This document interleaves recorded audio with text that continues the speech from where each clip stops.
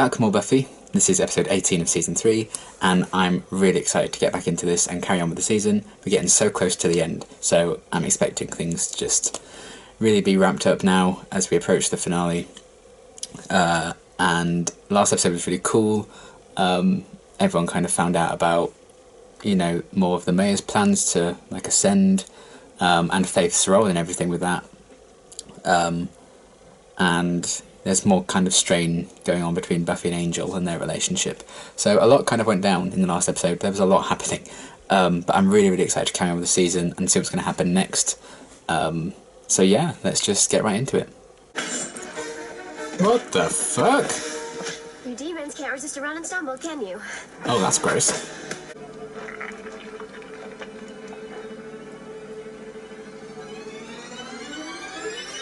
Oh. Okay. Hogan Martin thinks he's so hot. Like we should all be awed by him because he put a ball in the net. Hey, Xander. He said my name. He knows my name. Hey, Will. Hey. Hi. Look, I can't make the study session after school today. Can we do a fifth period? Okay. Did you Oh, finish it's the that writing? guy. Most of it. You watch the game, right? Wouldn't miss it. See you, Hogan. Oh, they're like friends now. That's wholesome. You're going to the game? Too bad you're patrolling, because we're all going. On Xander. Everybody. Oh. Everybody who isn't currently Buffy. Well, I don't think Faith's invited. Infects the host with an aspect of the demon. That's Oh. what it says. An aspect of the demon? It is rather terse, isn't it? You mean like a part of it? There could be any number of explanations for your hand. I'm suddenly going to grow this demon part, and we don't even know what it is. It could be God. claws or scales. What? Is it a boy demon?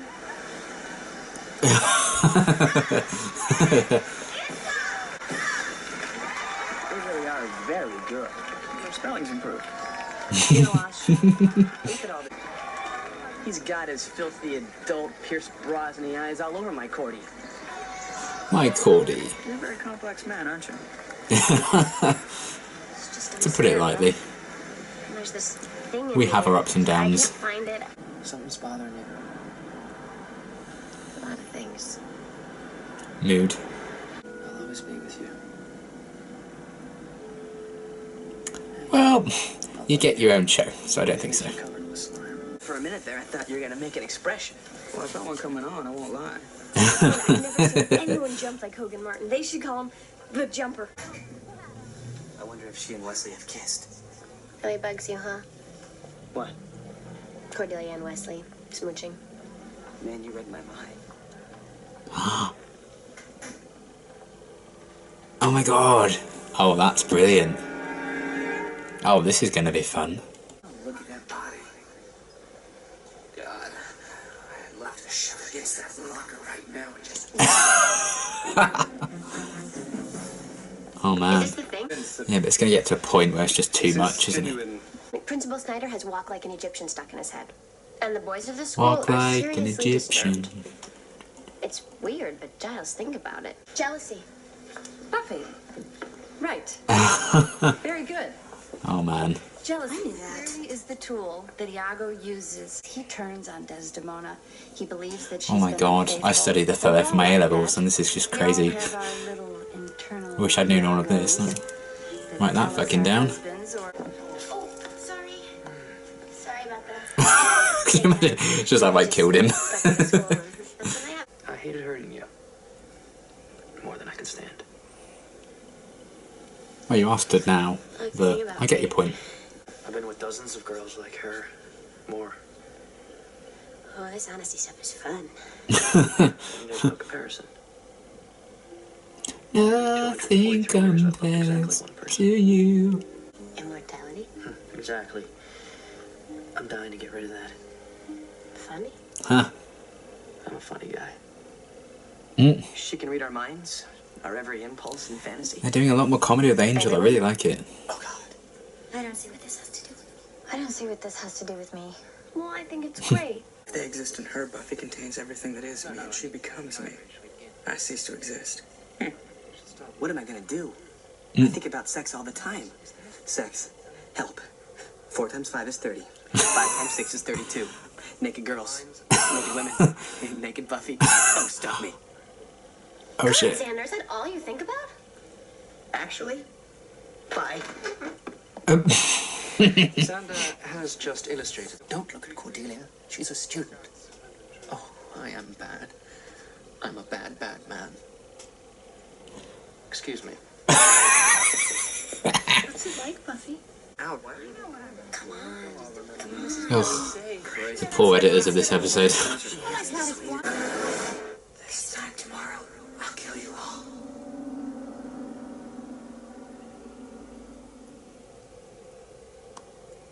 Oh, fuck.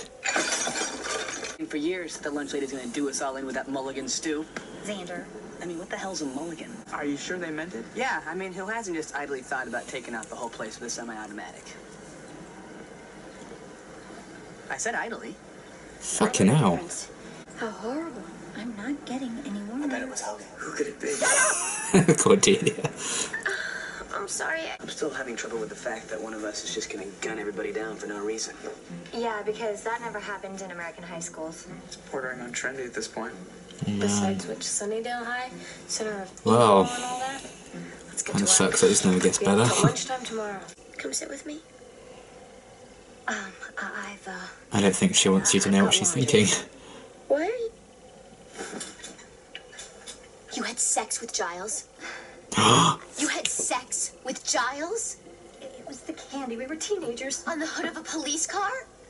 I'll go downstairs. You feel better. Twice? Oh Okay, my let's go god. on our list and narrow it down to a dozen strong suspects. Personalized assignments. Today, people. I love her so much. Oh, write neatly and label your worksheets. She's such a teacher. Fantasies are fun, aren't they, Jonathan? I guess. Oh, she's famously great at interrogating We all people. have fantasies. Were you planning on killing a bunch of people tomorrow? Oh, it's for the yearbook. Okay, so today includes smoking, insensitive men, and Birkenstocks. Now, your idea of the perfect romantic evening. Why is Xander dressed like Christmas?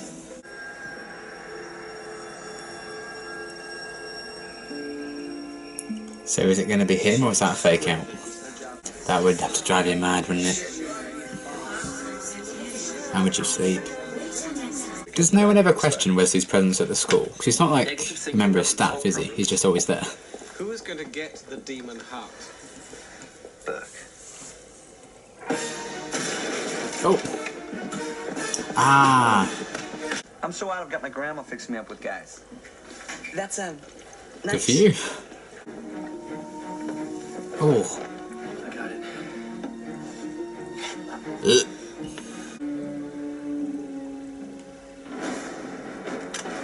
Oh. Is it this guy? I'm gonna say yes. Dingoes ate my baby, played their instruments as if they had plump Polish sausages taped to their fingers. Sorry, man. Rude. No, it's fair. I just get a lot of hate mail. I Oh. thought you were going to come and deliver some personally. This time tomorrow, you all know what I've done. I'm sure you understand that I had to do it, and that although death is never easy, it's the only way. God, doesn't anyone write in to praise the cheerleaders? They're so unsung. God, Daly. Jonathan, oh, I had him in my grasp.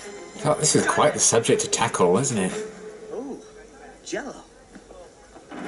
Xander. Please. Please, Xander.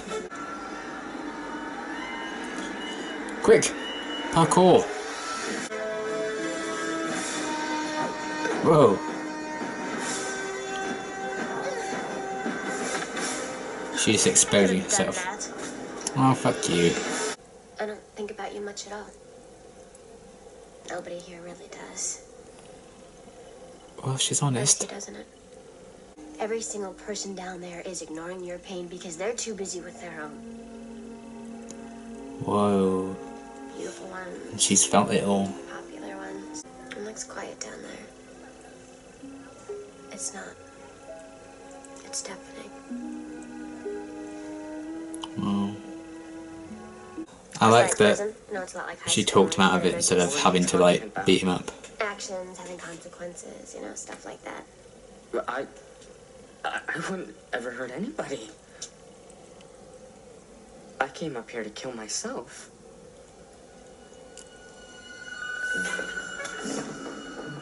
Oh.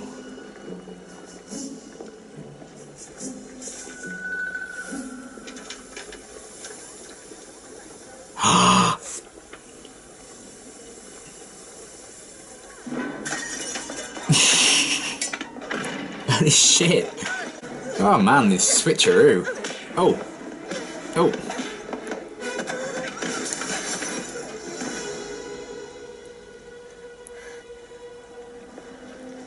I love that it was just a throwaway line earlier in the episode. That's funny. Except he's starting to get that look. You know, like he's gonna ask me to prom. Well, it'd probably be good for his self-esteem if you... Oh, come on. What am I saying, Buffy? He's like 3 feet tall.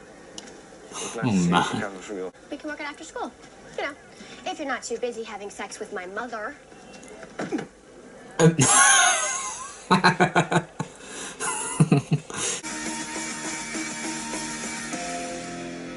Okay, that was a really fun episode. Well, I say fun. It was funny for like the first half, then it really took a turn, like, Jesus. But it didn't feel like a jarring kind of turn of events, like the shift in tone. I feel like it was managed really, really well. But overall, really good episode. I really enjoyed it. I did like the whole kind of concept that the demons weren't the threat. They kind of set off a different chain of events. That was like the bigger problem. And the whole idea of like a demon that doesn't have a mouth, doesn't need to speak, and it's like telepathic, and touching it you can absorb some of its abilities and stuff, and that was passed on through Buffy. I think that was a really, really clever idea, and I really like how they kind of executed it in this episode. I thought it was really well done. A really cool thing to play with, because it allowed for a lot of comedy. But then obviously they changed it up quite a bit about halfway through, and then kind of turned up again at the end, back to a more comical kind of thing. So yeah, I liked that whole idea. I thought it was a really kind of clever idea, and I think the designs of those demons were actually really, really cool. So props for that.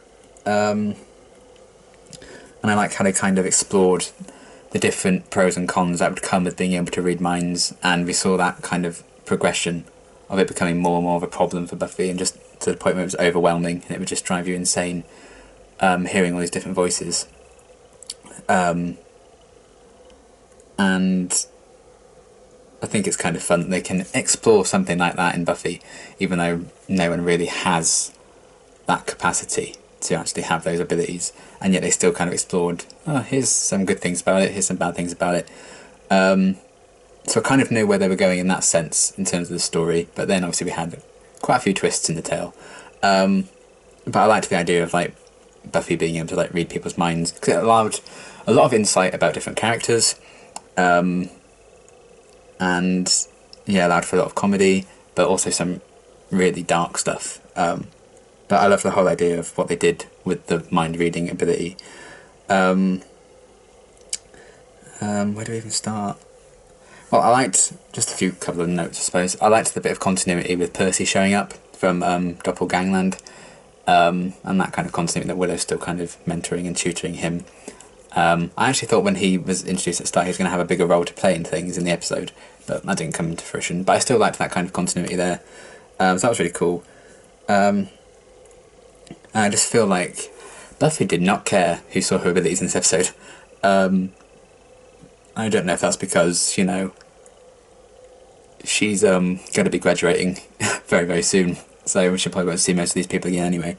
But that was just something I noted as well. And then the whole situation with Cordelia and Xander and Wesley. I still don't know how I feel about Wesley and Cordelia, like flirting, and Wesley very much being interested in Cordelia as well, even though she's a student. I don't know how I feel about that. I mean, she's about to graduate, but I don't know the age gap, and it's kind of, yeah, I don't know how I feel about it. But, you know, it is what it is. But I do kind of, it sounds horrible, but I like that Xander's suffering over losing Cordelia. I like that he's still kind of jealous. When he called her my Cordy, my heart kind of melted a bit. Even though it's been like 10 episodes since they broke up, but, you know. it's kind of sweet. I think they still kind of hold a candle to her, and I think he realised the error of his ways, but I think it's too late for them now. As much as I'd love them to kind of get back together, I don't think they've really... Well, I think Cordelia's definitely moved past it and moved on from it. Xander might still be holding on a bit, but, you know, it's kind of sad, really, the whole situation, that whole mess. But it is what it is. I mean, we have time, I suppose. But yeah, I like them continuing to kind of explore that and try and give Xander some sort of sympathy, I suppose. Even though he had a few lines in this episode that I was just like, holy shit. And of course, when Buffy was reading his mind, it was typical Xander thoughts, you know, hardly a surprise what he was thinking about. But yeah, I still kind of like he still kind of holds a candle to Cordelia in that way. So that was cool. And in terms of exploring the characters, I really liked how it kind of... Well, firstly, the continuity also with Band Candy and Buffy finding out about Joyce and Giles. That was really, really funny. So I loved that whole kind of thing coming out, and how Joyce was kind of desperately trying to stay away from Buffy so they didn't get out. That was really funny. And just hearing kind of everyone's individual thoughts opening up about characters more. I think the two most interesting ones for me were Cordelia and Oz in terms of Buffy's abilities in this episode. Because we saw Oz just go on all these like rambles and stuff, like these really deep things, and yet on the outside he just doesn't say a word. And even made the joke about like, oh, I almost made a facial expression there. So I like that there's kind of an in-joke with that. And Oz is actually a very deep person. I really liked that. I thought that was funny. And another thing I noticed, outside of the whole I'm cold thing, it's not getting any warmer out here, like things that we heard Cordelia say in her head, but we could physically see that she was cold and getting irritated by that, so she wasn't really hiding anything like that. But everything else in that episode, when you heard Cordelia's mind, she then said like exactly the same thing. So it kind of shows how open Cordelia is about herself, and she wasn't really hiding anything about herself, which I thought was really interesting to note. She's clearly very comfortable in herself and who she is, so I thought that was kind of interesting as well. So I like that we kind of have stories like this that enable us to even now learn different things about characters and their insecurities and how comfortable they are with themselves, so I really like that.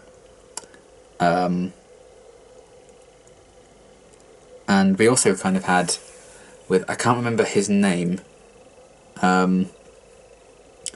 the guy Xander's talking to a lot, the gay guy, who's now out in the open, and, you know, he's come out now.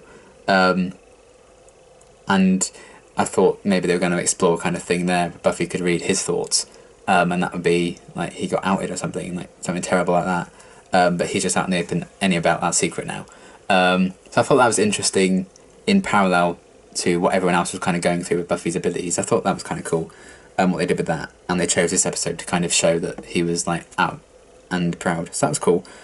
And yeah, how they briefly, when Buffy was, like, picking up all these different thoughts, they were showing, like, insecurities about, you know, the way people look and how popular they are, stuff like that. Just expressing, again, day-to-day problems that students or teenagers, whatever, still have, and all the problems and insecurities they go through.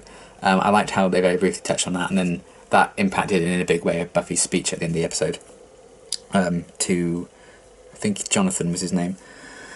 And I think it's very brave to do like a school shooting kind of sequence and that whole kind of thing. And they even talked about it in this episode. It's becoming quite a commonplace and is still very much relevant today, unfortunately, and very a timely kind of thing to address.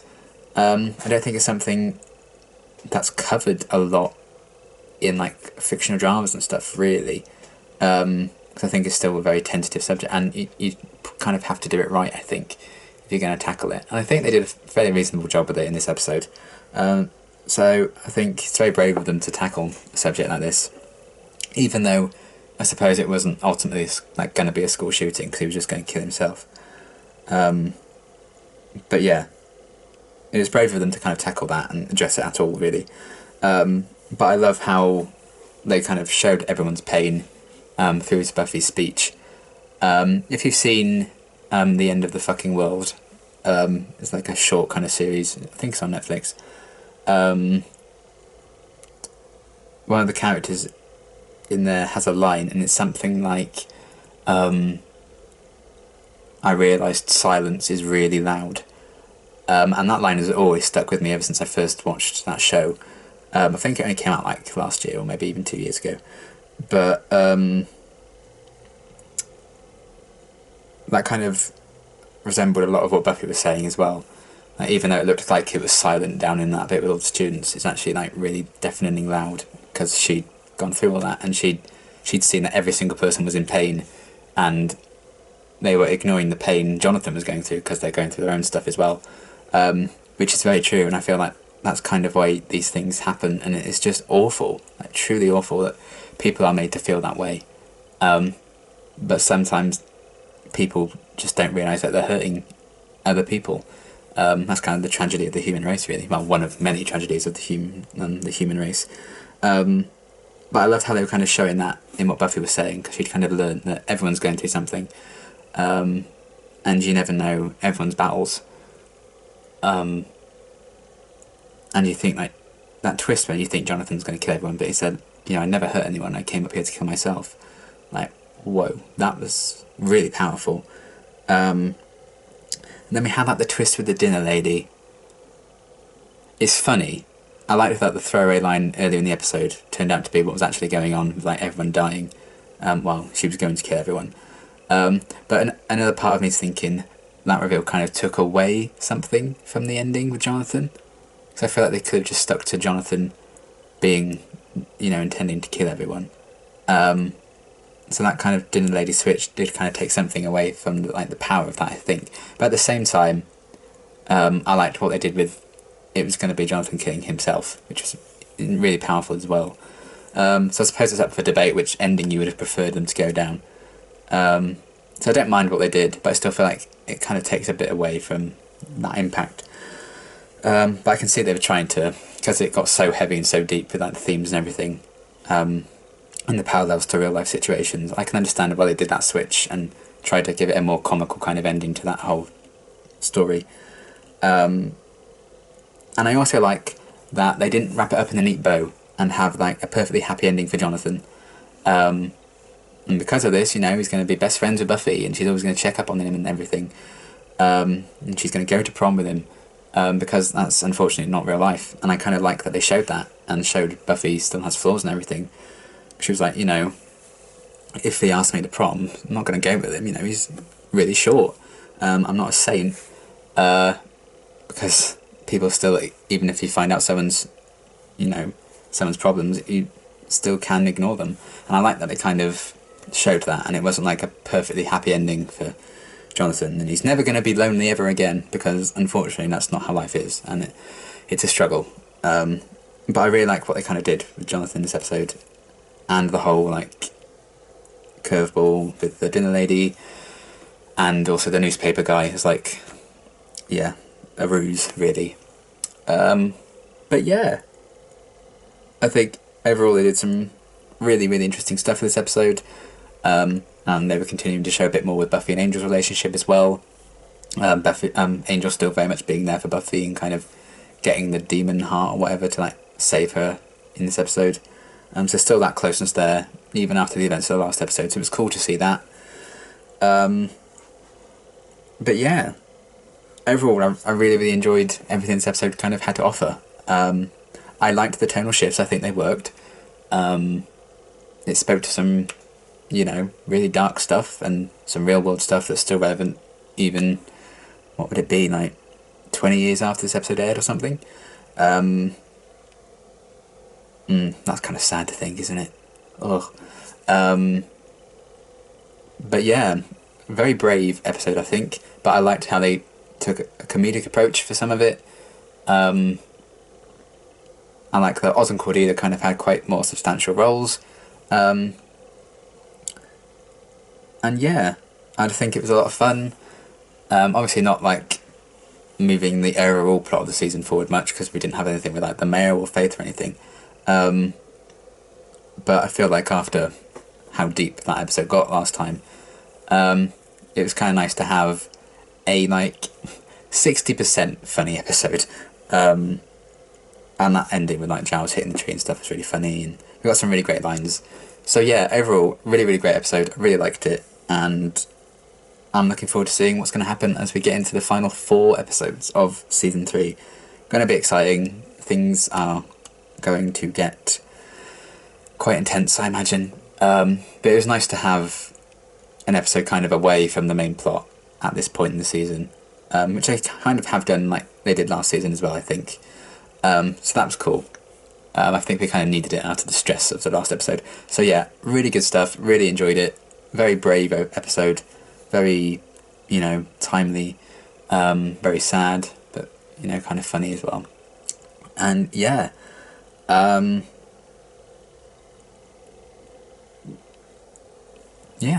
think that's basically all I have to say. But pretty good episode, and I look forward to seeing when they're gonna end season 3. With the last 4 episodes. Very exciting stuff. But this was a great kind of way to bridge the gap between some plot heavy episodes, I'm sure. And yeah, if you ever felt like Jonathan, or feeling like Jonathan, I hope you're better now, or I hope you know that it's going to be okay. So yeah, until next time, thanks for watching.